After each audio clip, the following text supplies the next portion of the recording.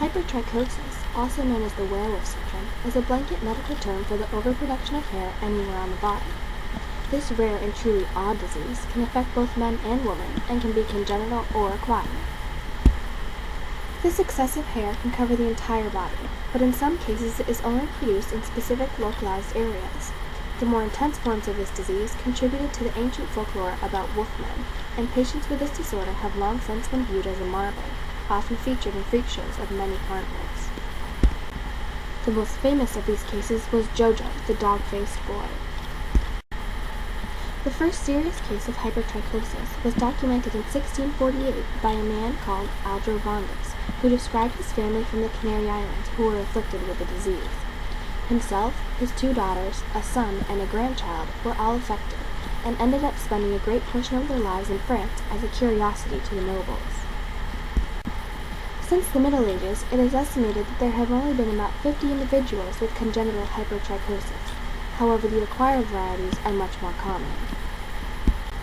If the disease is congenital, there is no cure besides the regular hair removal. However, if the disease is acquired, the underlying causes can be treated in order to return the patient to their regular hair growth patterns. Nearly all human skin, with the exception of the palms and soles of the feet, have hair follicles. The number of hairs per square centimeter, the thickness of the hair, and the color, as well as the speed of growth, vary depending on the area of the body as well as from person to person. In hypertrichosis, all of the various controls for this genetic information are either diminished, damaged, or non-existent. There are several classifications of hypertrichosis based off the distribution of excessive hair, the temporal pattern of growth, the possible associated congenital abnormalities, and any possible inheritance patterns. The severe cases are called congenital hypertrichosis terminalis. A fetus has a layer of soft, silky hair called the lamingo, which in a normal human falls off during the 8th month of gestation and is replaced with a fine vellus hair that you can see on your arms. Those afflicted with congenital hypertrichosis never shed this lamingo hair. Instead, it darkens and continues to grow. Navuoid hypertrichosis is another variation of congenital hypertrichosis, in which the individuals suffer from an excess of hair, but only in one or several localized areas of the body. Acquired variations can be localized or cover the entire body, and can occur at any time after birth. In congenital cases, genetics are a huge factor. However, the medical field has not directly pinpointed the genes responsible for this malfunction. In acquired cases, there is almost always a trigger, such as a body reacting to a certain medication or anabolic steroids. In other acquired cases, it can be caused by an advanced stage of HIV, a hormone imbalance, or as a result of cancer treatment. The most obvious symptom, as clearly seen, is the excessive growth of hair.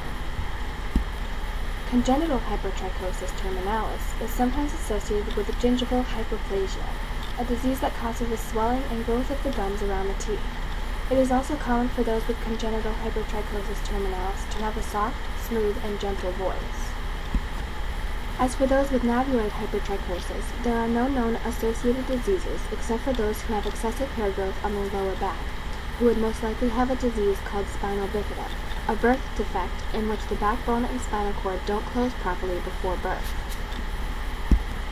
Those with navuoid hypertrichosis or acquired hypertrichosis have an unregular hair growth in areas such as their ears, their eyebrows, and their faces, in both men and women. The survival rate for those with hypertrichosis is 100%. Although this disease enables the inflicted individual to live, their quality of life is severely deflated. While the media may romanticize the idea of a werewolf, the reality of excessive hair is not as charming and can leave many patients extremely depressed. If the disease is acquired, then the underlying triggers can be treated to stop the symptoms. If congenital, or if the disease does not regress after treating the triggers, hair removal is the only other options.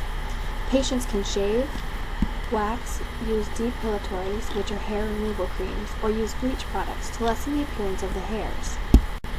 As a more permanent treatment, some individuals who are able to afford it undergo electrolysis, a cosmetic procedure to remove hair.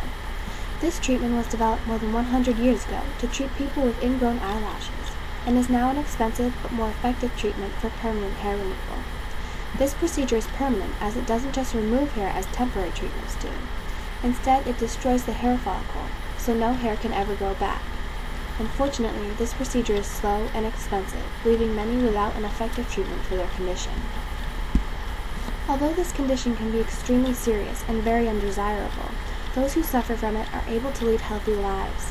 The main concern, however, is fitting in with society and being accepted for who they are under that hairy surface.